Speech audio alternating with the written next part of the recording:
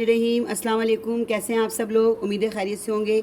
आज मैं आपको कुनाफा स्टाइल नवाबी सवैयाँ बनाना सिखाऊंगी, जो कि आप ईद पर ही बना सकते हैं। अपने घर में दावतें हों, मुख्तलिफ दावतें हों, उसमें भी मीठे के तौर पे रख सकते हैं। बहुत ही टेस्टी और बहुत मज़ेदार बनती हैं। तो चलिए शुरू करते हैं। 150 ग्राम सवैयाँ लिए, जो कि आप बाज़ार में पैकेटों में मिलती हैं। उसको मैंने बहुत बारीक बारीक क्रश कर लिया है। अगर मैं वीडियो बनाती तो बहुत लंबी हो जाती, इसलिए मैंने पहले ही क्रश करके रख ली है। ये 150 ग्राम सवैयाँ हैं। आप अपनी ज़्यादा बढ़ाना चाहें तो आप ज़्यादा ही बढ़ा सकते हैं। अब हम इसको रोस्ट करेंगे और हल्की मीडियम, बिल्कुल लो मीडियम आंच पे, इसको हल्की आंच पे हमने इसे रोस्ट करना। सबसे पहले हम कढ़ाई में 2 टेबल स्पून घी डालेंगे। मैं देसी घी डाल रही हूँ, आप बटर भी इस्तेमाल कर सकते हैं, आम घी भी इस्तेमाल कर सकते हैं, ऑयल भी इस्तेमाल कर सकते हैं, लेकिन मैं देसी घी इस्तेमाल कर रही हूँ। जैसे ही घी गर्म हो गया है, इसके अंदर मैं 150 ग्राम चूरा की हुई सवैयाँ डाल दूँगी और अब हम इसको लो आंच पे फ्राई करते रहेंगे, हल्की आंच पे, बहुत हल्की आंच पे। तकरीबन इसे 3 से 4 मिनट हम पहले फ्राई करेंगे ताकि इसका कलर चेंज हो जाए। 3 से 4 मिनट हो गए सवैयों को भूनते हुए। अब हम इसके अंदर पाउडर शुगर डालेंगे, जो कि 6 से 7 टेबल स्पून है। अगर आप लोग मीठा ज़्यादा खाते हैं तो ज़्यादा भी इस्तेमाल डाल सकते हैं, क्वान्टिटी के हिसाब से डालें, सवैयों के हिसाब से। ये इसमें डाल दूँगी। हम साबुत चीनी भी डाल सकते थे, लेकिन ये जल्दी मतलब हल हो जाएगी, इसलिए हमने पाउडर शुगर डाली है। अब इसको अच्छी तरह मिक्स करेंगे हम, ताकि इसके अंदर हल हो जाए।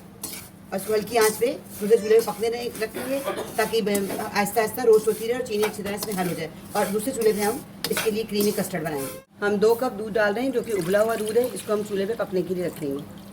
दूध हमारा बॉयल था लेकिन ठंडा था, इसको हम दोबारा गर्म कर रहे हैं। जैसे इसमें बॉयल आएगा, फिर आगे का प्रोसीजर हम बाद में दोबारा करेंगे। जब तक दूध को उबाल आ रहा है, दूसरी तरफ एक प्याली में आधा कप दूध लेके इसमें 2 टेबल स्पून कस्टर्ड पाउडर डालेंगे। आप इसमें कॉर्नफ्लोर भी डाल सकते हैं, क्योंकि हमने क्रीमी सा टेक्सचर देना है। मेरा वनीला फ्लेवर कस्टर्ड है, इससे ज़रा जायका भी अच्छा आएगा और क्रीमी भी रहेगा। इसको अच्छी तरह हमने हल करना है ताकि कोई लम्स ना रहे। दूध को उबाल आ गया और साइड में जो मलाई सी जम रही है, हम इसको साथ साथ इसके अंदर मिक्स करते जाएंगे, ताकि दूध थोड़ा सा गाढ़ा हो जाए। और जैसे ये पकना शुरू होगा, उसके बाद हम आहिस्ता आहिस्ता इसमें कस्टर्ड शामिल करेंगे। और दूसरी तरफ हम सवैयों को आहिस्ता आहिस्ता मिक्स करते जा रहे हैं, ताकि वो अच्छी तरह रोस्ट हो जाए। अब हम इसमें कस्टर्ड पाउडर डालेंगे और आहिस्ता आहिस्ता कस्टर्ड पाउडर डालते जाएंगे, दूसरे चम्मच हिलाते जाएंगे, ताकि इसमें गुठलियाँ ना बने और ये गाढ़ा सा वो क्रीमी सा टेक्सचर बन जाए इसका। इसको पकने देंगे थोड़ी देर के लिए, ताकि पकता रहे थोड़ा थोड़ा। देखिए हमारी सवैयाँ अच्छी तरह से रोस्ट हो गई हैं और चीनी भी अच्छी तरह इसमें हल हो चुकी है। अब हम इसमें दूध पाउडर डालेंगे, जो कि 3 टेबल स्पून। इससे जायका और फ्लेवर बहुत अच्छा आ जाएगा और बहुत मज़े का लगेगा। और इसको अच्छी तरह मिक्स करेंगे। सूखा दूध आप कोई भी ले सकते हैं, लेकिन वो मीठा ना हो। अब इसको अच्छी तरह मिक्स करेंगे और बिल्कुल मीडियम आंच पे इसको थोड़ी देर और भूनेंगे, ताकि अच्छी तरह इसके अंदर पाउडर मिक्स हो जाए। इसका टेक्सचर मज़ीद क्रीमी करने के लिए इसमें आप कंडेंस मिल्क भी डाल सकती हैं, उससे मीठा भी हो जाएगा और इसका टेक्सचर भी क्रीमी हो जाएगा। लेकिन मैं यहाँ पर इसमें कंडेंस मिल्क नहीं डाल रही, मैं इसमें मिल्क पाउडर डाल रही हूँ 3 टेबल स्पून। इसका टेक्सचर क्रीमी भी हो जाएगा और थिक भी हो जाएगा। और साथ में मैं इसमें चीनी डाल रही हूँ। चीनी तकरीबन मैं इसमें आधा कप डाल रही हूँ, पिसी हुई। आप कम ज़्यादा कर सकते हैं, मीठा अगर ज़्यादा खाते हैं, क्योंकि हमने सवैयों में भी चीनी डाली है, पाउडर शुगर डाली है, इसलिए तो ज़्यादा मीठा ना हो जाए। अगर आप ज़्यादा मीठा इस्तेमाल करते हैं तो आप ज़्यादा डाल लें बेशक। अब इसको अच्छी तरह से हम इसको मिक्स करेंगे, ताकि दोनों चीज़ें मिक्स हो जाएँ और ज़रा इसका टेक्सचर थिक हो जाए। फिर आगे का प्रोसीजर मैं आपको बता। 13 मिनट हो गए इसे रोस्ट करते हुए सवैयों को, और तमाम चीज़ें इसमें अच्छी तरह से हल हो चुकी हैं। अब हम इसे एक बाउल में असेंबल करेंगे, वो मैं आपको दिखाती हूँ। अब हम इसे असेंबल करने लगे हैं और तमाम सवैयों को नीचे अच्छी तरह हम इसमें बिछाएंगे। 60 to 70% एक लेयर हम इसके अंदर लगाएंगे।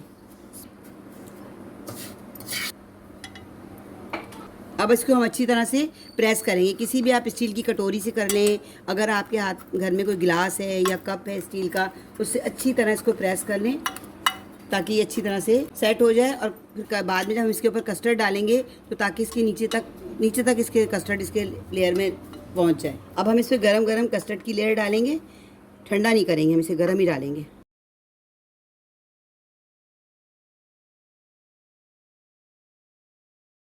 सारा कस्टर्ड इस पे डाल दिया है। अब हम एक दूसरी लेयर सवैयों की इसके ऊपर डालेंगे, जितनी सवैयाँ बाकी बची हैं।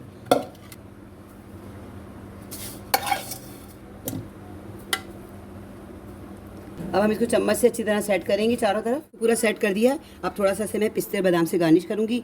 आप जो दिल चाहें, जो भी नट इस्तेमाल करना चाहें वो कर सकते हैं, काजू बादाम पिस्ते अखरोट वगैरह जो भी चाहें। मैंने बादाम और पिस्ते से इसको किया। अब हम इसे रूम टेम्परेचर पर थोड़ी देर के लिए बाहर रखेंगे। जब ये रूम टेम्परेचर पर आ जाएगी, उसके बाद हम 2 से 3 घंटे के लिए फ्रिज में रखेंगे। फ्रिज में से निकालने के बाद हम सर्व करेंगे इसे। और एक दफ़ा आप ज़रूर बनाइएगा, आप कुनाफा को भूल जाएंगे। मिलते हैं नेक्स्ट वीडियो में नई रेसिपी के साथ। अल्लाह हाफिज़।